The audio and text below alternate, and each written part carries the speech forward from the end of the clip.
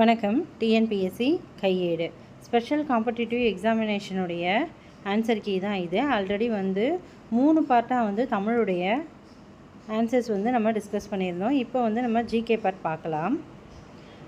அந்த தமிழுடைய வீடியோடைய லிங்க் டிஸ்கிரிப்ஷனில் கொடுக்குறேன், பாருங்கள். இப்போ நம்ம ஜிகே பார்ட்டில் இருக்க முதல் கேள்விக்கு போகலாம்.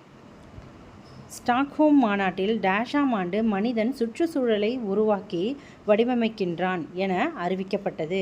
எந்த ஆண்டு நடைபெற்ற இந்த ஸ்டாக்ஹோம் மாநாட்டில் மனிதன் சுற்றுச்சூழலை உருவாக்கி வடிவமைக்கின்றான் அப்படின்றது அறிவிக்கப்பட்டது அப்படின்றது தான் இந்த வினா. இதெல்லாம் ரொம்ப முக்கியமானது. இந்த ஸ்டாக்ஹோம் மாநாடு எப்போ நடந்துச்சு அப்படின்றத ரிப்பீட்டடாக நமக்கு டிஎன்பிஎஸ்சியில் கேட்டிருக்காங்க. ஸோ முதல் கேள்விக்கான ஆன்சர் 1972.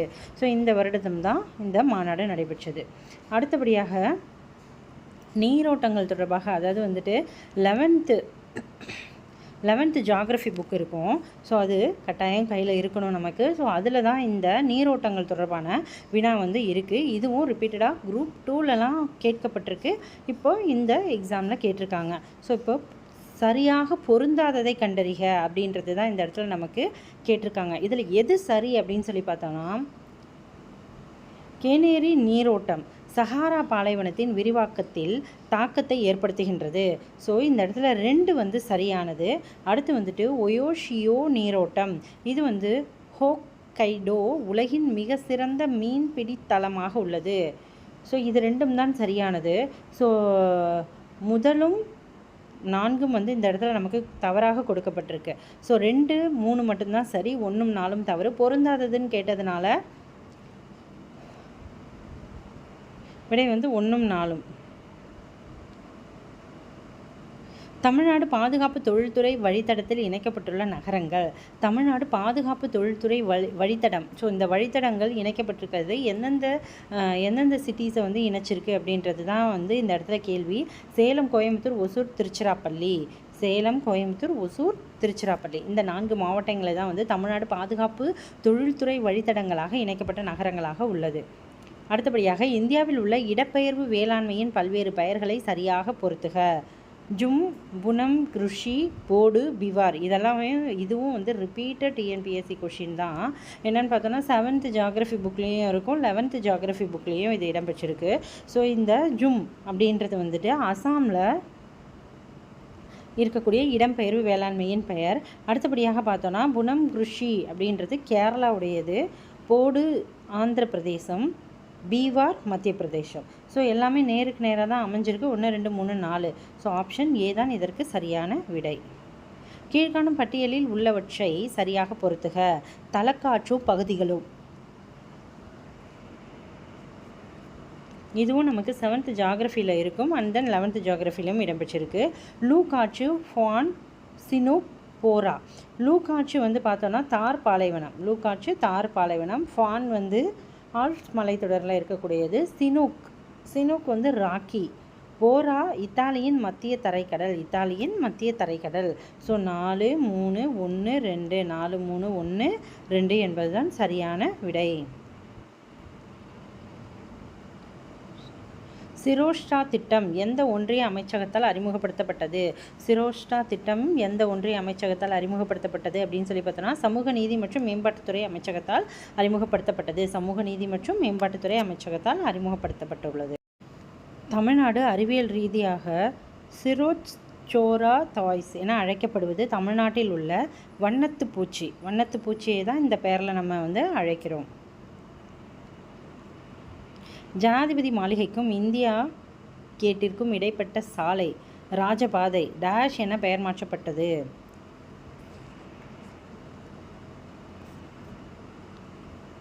கர்தவ்ய பாதை என ஜனாதிபதி மாளிகைக்கும் இந்தியா கேட்டிற்கும் இடைப்பட்ட சாலை அந்த ராஜபாதை பேரோட என்னவா மாற்றியிருக்காங்க அப்படின்னு சொல்லி பார்த்தோன்னா கர்தவ்ய பாதை என மாற்றப்பட்டுள்ளது. செயற்கை நுண்ணறிவின் தந்தை என்று அழைக்கப்படுபவர் யார்? John McCarthy. செயற்கை நுண்ணறிவின் தந்தை என அழைக்கப்படுவார். இந்த மாதிரி கேள்விகள்லாம் முன்னாடி கேட்கப்பட்டு இருந்துச்சு. இப்போ ரீசெண்டாக இந்த மாதிரி செயற்கை நுண்ணறிவு இது மாதிரியான ஏதாவது ஒரு சயின்டிஃபிக்கான ஃபாதர் அந்த விஷயங்களை வந்து கொஞ்சம் இடைப்பட்ட காலங்களில் கேட்காம இருந்தாங்க. இப்போ மறுபடியும் கேட்குறாங்க. செயற்கை நுண்ணறிவின் அதாவது ஆர்டிஃபிஷியல் இன்டெலிஜென்ஸின் ஃபாதர் ஜான் மெக்கார்தி. 2023 உலகக்கோப்பை சதுரங்க போட்டியின் 2ஆம் இடத்தை பிடித்தவர் பிரக்ஞானந்தா அவர்கள் தான் உலக சதுரங்க போட்டியின் 2ஆம் இடம் பிடித்த நபர். 2023 தமிழ்நாடு அரசின்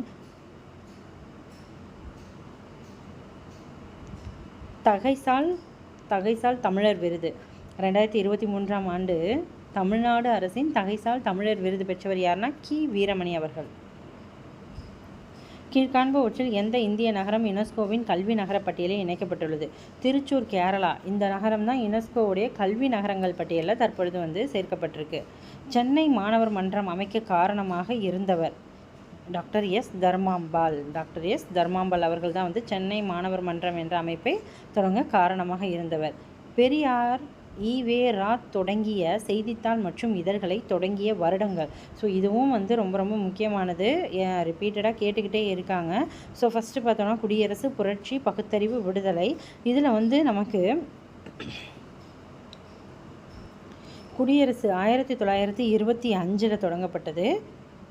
இது மட்டும். அடுத்தபடியாக பார்த்தோன்னா புரட்சி 1933, பகுத்தறிவு 34, விடுதலை 35. 1933, 34, 35 புரட்சி, பகுத்தறிவு, விடுதலை. புரட்சி பண்ணுறாங்க. எப்படி பண்ணுறாங்கன்னா பகுத்தறிவோடு பண்ணுறாங்க. பண்ணதுனால அவங்களுக்கு என்ன கிடச்சிதுன்னா விடுதலை கிடச்சிருச்சு. புரட்சி பண்ணுறாங்க, பகுத்தறிவோடு பண்ணுறாங்க, அதனால் விடுதலை கிடச்சிருச்சு அப்படின்னு ஞாபகம் வச்சுக்கலாம். குடியரசு அது மட்டுமே 1925 அப்படின்றத ஞாபகம் வச்சுக்கணும். உப்பு சட்டங்களை மீறியதற்காக அபராதம் கட்டிய முதல் பெண்மணி ருக்மணி லக்ஷ்மிபதி. இதுவும் ரிப்பீட்டட் டிஎன்பிஎஸ்சி கொஷின் தான். உப்பு சட்டங்களை மீறியதற்காக அபராதம் கட்டிய முதல் பெண்மணி யாருன்னா ருக்மணி லக்ஷ்மிபதி. சுபாஷ் சந்திரபோஸ் இந்திய தேசிய காங்கிரஸின் தலைவராக தேர்ந்தெடுக்கப்பட்ட ஆண்டு 1938. 1938 ஐஎன்சி மாநாட்டில் அவர் வந்து வெற்றி பெற்று தலைவராக தேர்ந்தெடுக்கப்பட்டிருப்பார்.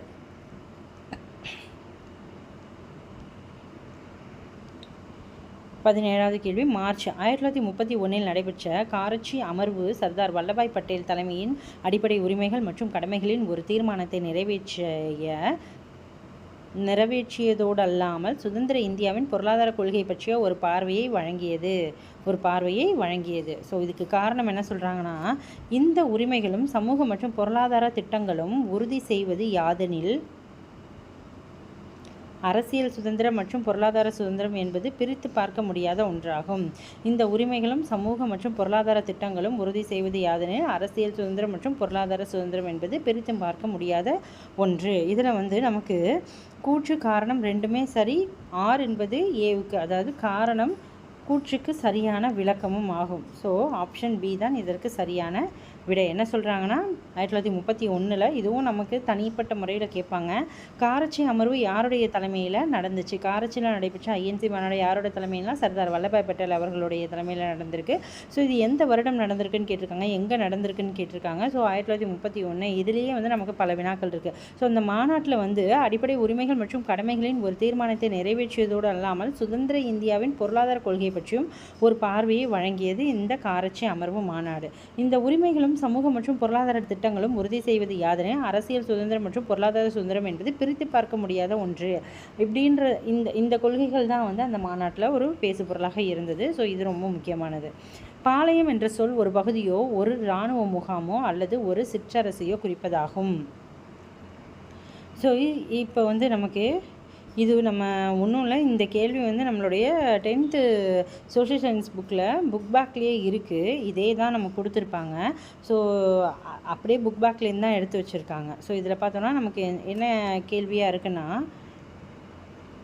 கொடுத்துட்டாங்க, அவங்க பாளையம்ன்றதுக்கான டெஃபினேஷன் கொடுத்துட்டாங்க. அதுலேருந்து நமக்கு அதில் ஒரு 4 கூற்றுகள் கொடுத்து சரியாக தவறான்ற மாதிரி கொடுத்துருக்காங்க. இவ்வமைப்பின் கீழ் தனிநபர் ஒருவர் ஆற்றிய சீரிய இராணுவ சேவைக்காக அவரின் கட்டுப்பாட்டின் கீழ் பாளையம் கொடுக்கப்பட்டது. ஸோ 1 வந்து சரி. வாரங்கல்லை சார்ந்த பிரதாபருத்ரனின் ஆட்சி காலத்தில் காகதிய அரசியல் இப்பாளையக்காரர் முறை நடைமுறைப்படுத்தப்பட்டது. ஸோ இதுவும் சரி. மதுரை நாயக்கராக 1529 பதவியேற்ற விஸ்வநாத நாயக்கர் அவர் தம் அமைச்சரான அரியநாதரின் உதவியோடு தமிழகத்தின் இம்முறையை அறிமுகப்படுத்தினார். பரம்பரையாக 92 பாளையங்களை இருந்திருக்கக்கூடும். 92 பாளையங்களில் 72 பாளையங்கள் தான் வரணும். ஸோ இது மட்டும் தவறு. 1, 2, 3 சரியானது. வடமேற்கு எல்லை மாகாணத்தின் குடை கிட்மர்கர் இயக்கத்தை தொடங்கியவர். இதுவும் ரிப்பீட்டட் டிஎன்பிஎஸ்சி கொஷின் தான். கான் அப்துல் காஃபர் கான் அவர்கள் தான் வந்து குடாய் கிட்மர்கர் அப்படின்ற இயக்கத்தை தொடங்கியிருப்பார். முத்ரா வங்கியின் முதன்மை நோக்கங்கள். முத்ரா வங்கி வந்து நமக்கு எதுக்காக தொடங்கப்பட்டுச்சு அப்படின்றதோட முதன்மை நோக்கம் என்ன அப்படின்றது தான் வினா. ஸோ இதுவும் ரொம்ப இம்பார்ட்டன்ட். முத்ரா வங்கி 11th எக்கனாமிக்ஸ் புக்கில் நமக்கு டீட்டெயில்டாக கொடுத்துருப்பாங்க. அனைத்து சிறுநிதி வழங்கும் நிறுவனங்களை பதிவு செய்தல். அதாவது இந்த சிறுநிதி வழங்குகிற நிறுவனங்கள் அவங்க எல்லாருமே வந்து ஒரு ரெஜிஸ்டர் பண்ணுறதுக்கான ஒரு அமைப்பு என்பது சரியானது. இந்திய வேளாண் துறையை முன்னேற்றுதல். இது வந்து இந்த சிறு குறு நிறுவனங்களை முன்னேற்றத்துக்கானதாக இருக்குமே தவிர்த்து வேளாண் துறையை வந்து முன்னேற்றுதல் என்பது தவறானது. குறுங்கடன் வழங்குவதில் நிலைத்த தன்மையை ஏற்படுது. அதாவது ஸ்டாண்டர்டாக வந்து இவங்களுக்கு இவ்வளோ ஃபினான்ஸ் கொடுக்கணும் அப்படின்ற ஒரு விஷயத்தை வந்து பண்ணணுன்றதுக்காக தான் இந்த முத்ரா வங்கியை தொடங்கியிருப்பாங்க. ஸோ 1, 3 சரி, மற்றது எல்லாம் 2 வந்து தவறு. இதுவும் நமக்கு ரிப்பீட்டட் டிஎன்பிஎஸ்சி கொஷின் தான். ஹியூமன் டெவலப்மெண்ட் இண்டெக்ஸ் அதில் 1, 2, 3, 4 என்ற 4 விதமான மனித மேம்பாட்டு குறியீடுகளை உருவாக்கியவர். விஸ்வஜித் குஹா அவர்கள் தான் வந்து இந்த 4 வகையான மனித மேம்பாட்டு குறியீடுகளை உருவாக்கியவர். ஓகே, அதே மாதிரி இந்த புரட்சிகளும் இதுவும் பார்த்தோன்னா 11th எக்கனாமிக்ஸ் புக்கில் நமக்கு கொடுத்துருப்பாங்க. இதுவும் நமக்கு ரிப்பீட்டடாக கேட்கக்கூடியதான். ஜிகேல நிறைய கொஷின்ஸ் வந்து ஏற்கனவே இந்த கொஷின்ஸ்லாம் கேட்கப்பட்டது அப்படின்ற மாதிரி ரிப்பீட்டடாக தான் கேட்டிருக்காங்க. தங்க புரட்சி, சிவப்பு புரட்சி, வட்ட புரட்சி, வெள்ளி புரட்சி. ஸோ இதில் தங்க புரட்சி அப்படின்றது வந்துட்டு நமக்கு பழங்கள் மற்றும் ஆப்பிள். தங்க புரட்சி பழங்கள். சிவப்பு புரட்சி அப்படின்றது இறைச்சியை குறிக்கக்கூடியது. வட்ட புரட்சி என்பது உருளைக்கிழங்கு. வெள்ளி புரட்சி என்பது முட்டையை குறிக்கக்கூடியது. ஸோ இதில் 3, 4, 1, 2. ஸோ ஆப்ஷன் பார்த்தோன்னா பாம்பே. ஆப்ஷன் பாம்பே தான் இதற்கு சரியான விடை. இந்தியாவில் உள்ள நில உடைமை முறைகளில் எது நிரந்தர சொத்துரிமை சட்டத்தை அறிமுகப்படுத்தியது? நில சுவான்தார் முறை தான் வந்துட்டு நமக்கு நிரந்தர சொத்துரிமை சட்டத்தை வந்துட்டு அறிமுகப்படுத்தியுள்ளது. மாறும் ரொக்க இருப்பு விகிதம் என்பது பணவியல் கொள்கையின் ஒரு கருவி என்று முதலாக பரிந்துரைத்தவர் ஜேஎம் கீன்ஸ். மாறும் ரொக்க இருப்பு விகிதம் என்பது பணவியல் கொள்கையின் ஒரு கருவி என்று முதலாக பரிந்துரைத்தவர் யாருன்னா ஜேஎம் கீன்ஸ். ஆசியாவின் முதல் ஏற்றுமதி செயலாக்க மண்டலத்தை 1965 இந்திய அரசு டேஷ் என்னும் இடத்தில் துவங்கியது. காண்ட்லா அப்படின்ற இடத்துல தான் வந்துட்டு நமக்கு தொடங்கியிருப்பாங்க. அதாவது வந்துட்டு export processing zone EPS. So இந்த அமைப்பு 1965 காண்ட்லா அப்படின்ற இடத்துல தான் வந்துட்டு முதல்ல தொடங்கியிருக்காங்க. ஓகே, இப்போ நம்ம இந்த வீடியோவில் 25 வினாக்கள் வந்து டிஸ்கஸ் பண்ணியிருக்கோம். அடுத்த வீடியோவில் வந்து பேலன்ஸ் இருக்க 50 கொஷின்ஸையும் மேக்ஸையும் நம்ம டிஸ்கஸ் பண்ணலாம். ஓகே, தமிழ் பார்ட் வந்துட்டு டிஸ்கிரிப்ஷனில் உங்களுக்கு லிங்க் கொடுக்குறேன். பார்க்கணுன்னு நினைக்கிறவங்க பாருங்கள். மறக்காமல் டிஎன்பிஎஸ்சி கையேடு சேனலில் வந்து சப்ஸ்கிரைப் பண்ணுங்கள். Okay, thank you.